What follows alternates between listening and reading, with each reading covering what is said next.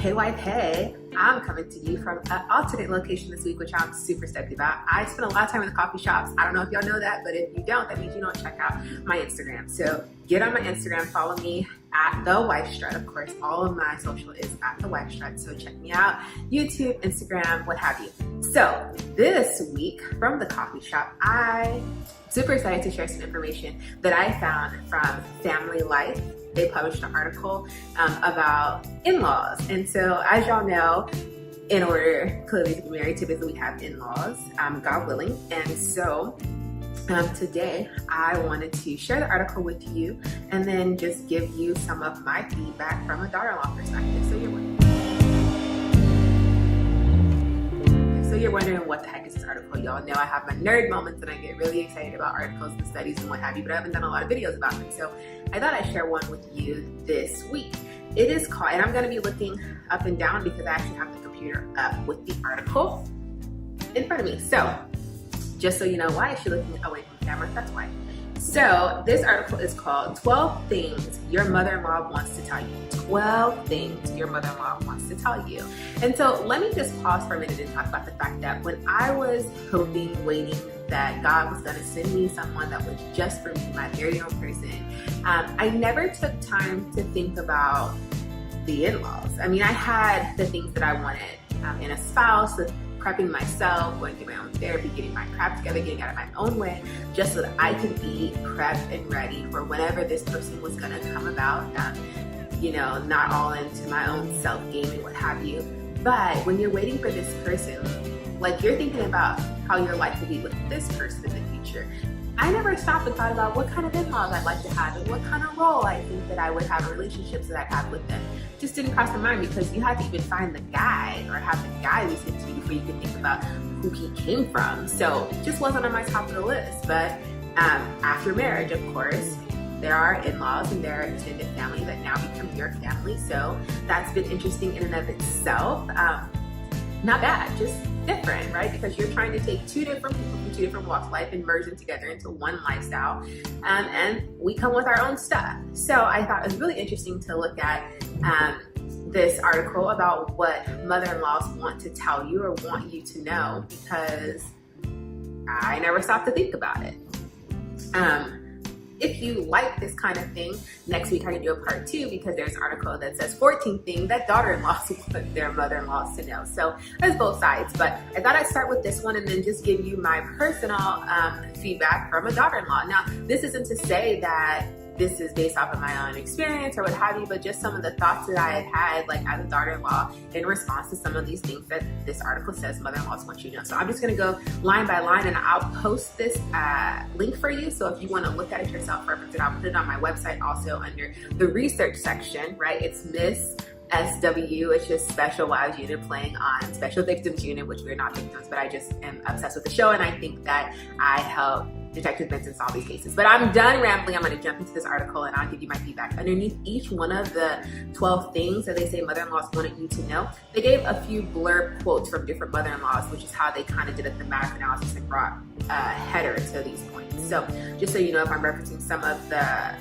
extensions below it, that's so we can get a framing for what that one thing of the 12 meant. Okay, so 12 things your mother-in-law wants to tell you. And at the top it says, I am not perfect. Let's both assume that the other is doing the best she can. So from Jump Street, just say that we're doing our best as a wife and then as the in-law. All right, so number 1, it says, although my relationship with my son has changed, remember that I am still his mother. From a daughter-in-law perspective, yes, you are his mom. And thank you for birthing this child into the world who is now a man. And yeah, I know that you're his mother. Here's some of the details that they provided.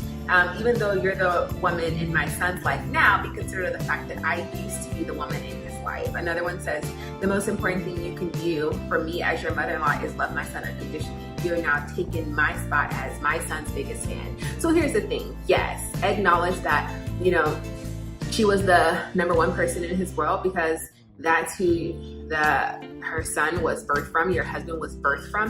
But this whole thing about like, I was his number one fan and now you're his number one fan, it kind of implies to me that like, there is this space that you're in theory trying to fill. My issue with this concept is that I'm not trying to fill your shoes. I am his wife. I bring a different element. You had the years of his life that I will never experience. You can share them with me, but that will not be something that I understand, a bond that y'all have. But now there's this other side that I have with him that you'll never get to experience or understand. So I don't really get the concept of like, please understand that now you're sitting in this space that I was sitting in. No, I'm sitting in an empty seat that there wasn't anything for because there was no wife. Now I'm a wife. There's your mom role, but understand that your mom role and my wife role are not the same. They might have elements because we're both rooting, but you can still root as a mom and I'm gonna root as a wife, and that's not any kind of comparison.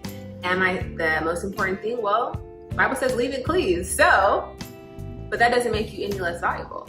So that's my response to number one. Let's go to number two. Accept me for who I am. Yeah, their quotes that they have underneath it is, don't try to change me and accept my eccentricities and realize that I may do things differently in my home and try to understand my ways. I mean, here's the thing. You shouldn't try to change anyone.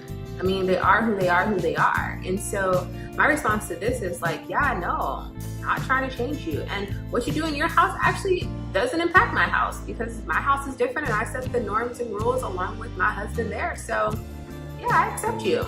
I do think that there's a difference between some people like, well, that's just how they are. That is true. I just am some certain way, but I do have the ability to adapt. And so in different settings, can I adapt? Here's a thought.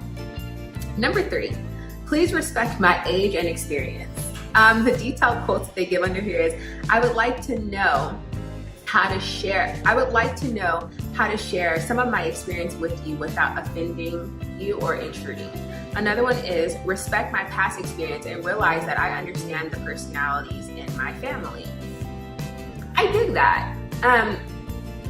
I think that sometimes, yeah, you can share your experience, but make sure that it was asked, or, say, hey, would you like a different perspective on that? Hey, would you like some insight on where I think maybe some of that stems from? If that's being shared, I think that's how you prevent offending, as opposed to, well, you don't know this, but, I think that's where the offensiveness comes into play. I think that's how you avoid intruding. I think you avoid people getting offended if you're just offering it as another perspective, but you also ask, can you share that perspective? The part of saying respect my past experience and realize that I understand the personalities of my family. You understand the personalities of your family and how they interwork with each other. But when your son is married to someone else, well, now there's a new personality because your marriage forms a personality of its own. That family forms a personality of its own. So though you might understand the inner workings of the personalities in this regard, it's very different because now that there's a shift that's happening or that has happened. Okay, y'all have to excuse, I love my big glasses, but they slide. I gotta get them tightened anyhow. Okay, so number 4, talk with me about hard things. So their details is, I'm not perfect, let's assume that the other is doing the best she can. I think that should be assumed at all times. Also, if you're feeling hurt by something I said or did, find a way to gently bring it up. You may even want to ask me if you could have done something differently. And the other example they give is, if I've offended you, I may not know this. So you have the freedom to say it to me nicely. Remember, and the suggestion they give is, remember when you said fill in the blank, did you mean fill in the blank?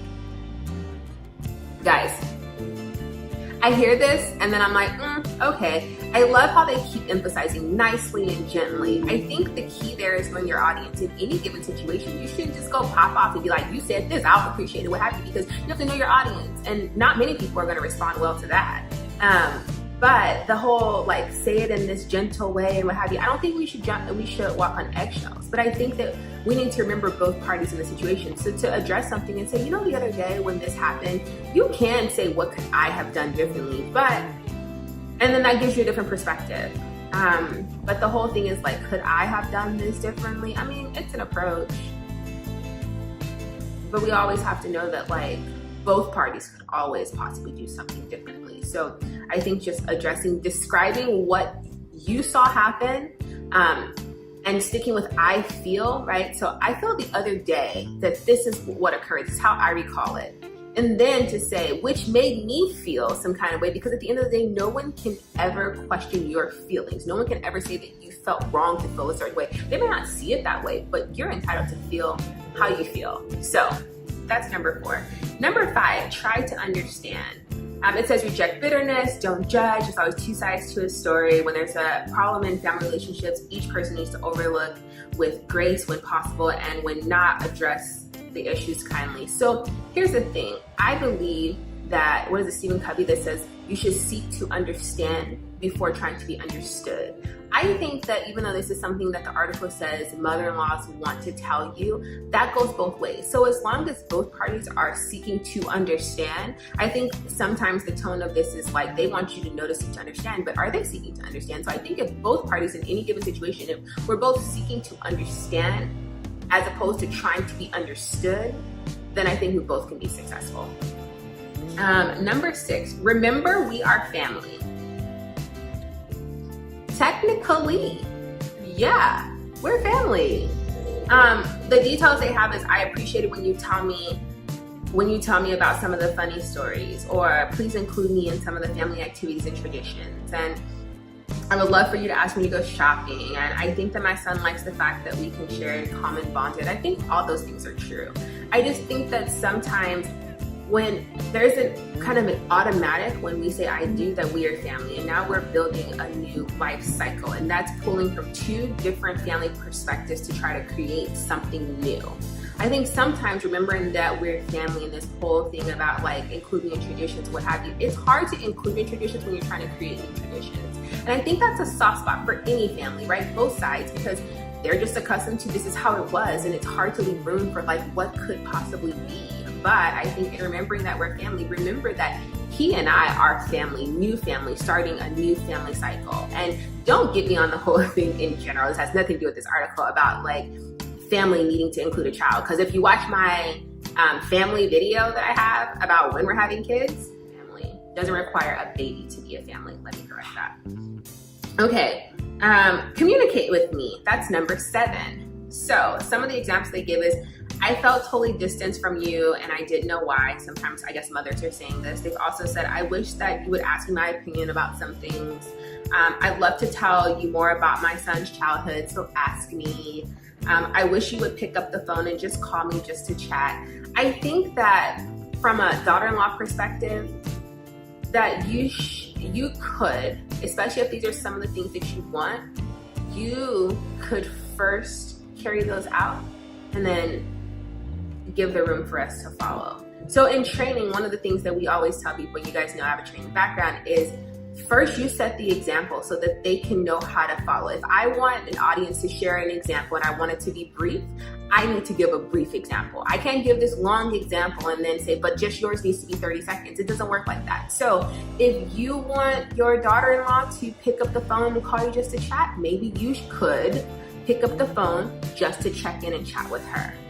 If you want your daughter-in-law to call you and say, hey, let's go shopping, maybe you could pick up the phone and call your daughter-in-law and say, hey, let's go shopping, because you're kind of then introducing and inviting her to do some of the things that you would be interested in. Now, don't be offended if it doesn't happen that way, because I think there's a fine line between bonding with your daughter-in-law and wanting to be like girlfriends, because that kind of may not work for her. So I just think that's a good response to that. That's my opinion. Number 8, get to know me as a person. I think that that's really cool in general from my perspective, because a person takes you outside of your roles.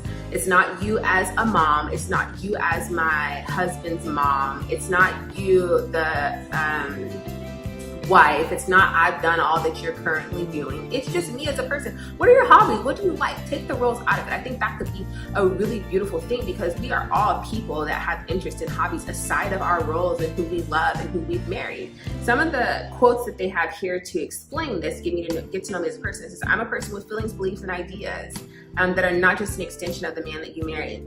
Find things that we have in common and let's do them together. Let's enjoy them together.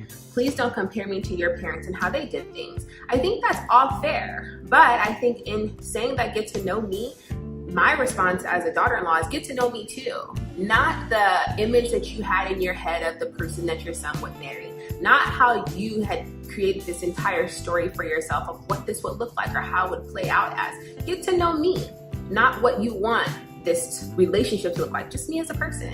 And then let's see how it grows. Number 9, express expectations clearly. Clearly. It says, I wish you would express some guidelines that you expect in your home. Another one is, sometimes you interpret my desire to be helpful as criticism of you. I certainly do not intend this. It would help if you would tell me the best ways that I could help you. I think that is the key. I think this was great advice in the regards of express your expectations clearly, but the best way to find out expectations is to ask what they are. How can I help? I love that. That is a statement that's often used in Amsterdam, and I try to use that in my life. Like, starting off anything, how can I help? So if you took that approach, and how can I help? When I come over to your house for an event or for a dinner, don't start picking up things trying to sweep because you thought, oh, I saw something that could be done. Because yeah, some people can be offended. It's almost like you came to my house and automatically found something that was wrong. So just ask and don't assess, especially not out loud. Next thing is, help me know my grandchildren. It says, your children need their lives filled with grandma and grandpa. Another one says, my only grandchild lives hundreds of miles away, and so when you regularly share pictures of him with me, it means so much. I can't really comment on this because we don't have kids yet, but I often think about what I want that to look like for them and how I want to create those relationships with my child and their grandparent. I too think that grandparents are important. I had amazing relationships with my grandparents, and I miss them dearly all the time. Shout out to Grandma Paget for always embracing me like I was her own from the minute she met me. That makes a girl's heart feel so warm. And I'm so trying not to get emotional about that because my grandparents, they meant so much. Anyway, I'm gonna move on before we get all into that. So my opinion is, well, I don't have grandkids for you right now. Can we just work on the granddogs? I mean, that's the only ones that we have, right? So I know it's not the exact correlation, but sometimes in my mind, you insert, right? So a lot of times women are like, well, before I have kids, let me get a dog, right? Because I need to see how it is that I have to care for something and need for something. Some people think like, well, it's different because it's not a human. But to me, it's the same thing. So don't think I'm not thinking. The way you interact with my dogs says a lot about how you'll probably interact with my kids. I know that it's different, but to me, those are my kids, right? And even when I have kids, those dogs will still be a part of their life. So I can only talk from the stance that I have, and hey, women, if you have some input on that, by all means share. The next one is take time to express gratitude. This is number 11. And the details they gave is, when you and my son visit, it means a lot to me when you offered help with meals and cleanup. Another one is, please take time to express your appreciation for a gift by writing a note or just calling to say thanks. I mean, I think my concern here is that everybody sees gratitude differently. Some people want you to go and make a public post. Like one of the ladies said here, it meant so much when you posted on Facebook that I'm so thankful for my mother-in-law. I'm so grateful for our great relationship. To me, like, I don't care about that. Like getting on Facebook and saying, oh, this is so amazing. Thank my mother-in-law for this. Like, who is that for? I feel like that's for the other people. It would mean more to me if you talk to me directly. Show me. When you see me, embrace me and mean it, right? So from my perspective, you tend to love how you see love, right? But that means you have to know people's love language. And just because gratitude publicly is your love language, that doesn't mean that I can fulfill that, but at least I would know. So everybody has to know it differently, especially some people aren't even on social. That was me 3 years ago, right? So I disagree with elements of that, but I think we all should express gratitude regularly to the people that we encounter and the people that we care for. We express gratitude to people on the street. Thank you so much for doing that. Oh, thank you so much for holding the door. So, I mean, why not share that across the board? I just think that mother-in-laws can't be disappointed if it's not received in the way that they would have imagined in their head. Once again, that's part of the expectation. And the last part is thank you. Number 12. Thank you. Simple as that. And some of the quotes was, thank you for believing in my son and encouraging him to stay connected with us. I've got the best daughter-in-law God could give. I'm so blessed. You're perfect for my son. How much we enjoy you for who you are. Those are some of the sweetest forms of gratitude from there. So the 12th thing that mother-in-laws want you to know is thank you. Thank you for being here. Thank you for being in his life. Thank you for being part of our lives. I think for me, that one stood out the most. So if that's the message, mother-in-laws, thank you so much, because I think sometimes it seems that it can get caught up so much so in like, these are how we did it. How are you gonna do this? Where do I fit? Please remember that, you know, I was the most important person at one point. Please understand, I'm still trying to find my footing and force this one perspective. Please, you know, remember this. Please talk with me kindly. Please be gently. But we very rarely hear or are even expressed and shown that like, you are grateful that we're here. You're glad that your son has us. So, whew, that was a lot, y'all. 12 things that mother-in-laws want to tell their daughter-in-laws. I have responded from my perspective, but it's only one perspective. I would be over the moon if you could share some feedback to me, wives. Like, do you agree with some of these things that they've wanted to share? Do you feel that you've seen that, but not actually been told that throughout your marriage? Over time, has it changed? Because I'm not yet, almost 5 years in, but I mean, very different experience from people who are in the gate. Was there things that were set up in the process before you were official wife that you think impacted these memos? Did y'all actually have a conversation about it? How do you address it when the expectations are not upheld? So many ways we can go with this. If you like this kind of video, by all means, I'm here for the articles and to tell you what other people are saying and like my opinion on it. Let me know if this is something that you are about. Also, if you'd like to hear the other side, which was 14 things that daughter-in-laws want to tell their mother-in-laws, I can do that next week. I just need to know that that's something that you're interested in. So as always, if you have not yet, please subscribe.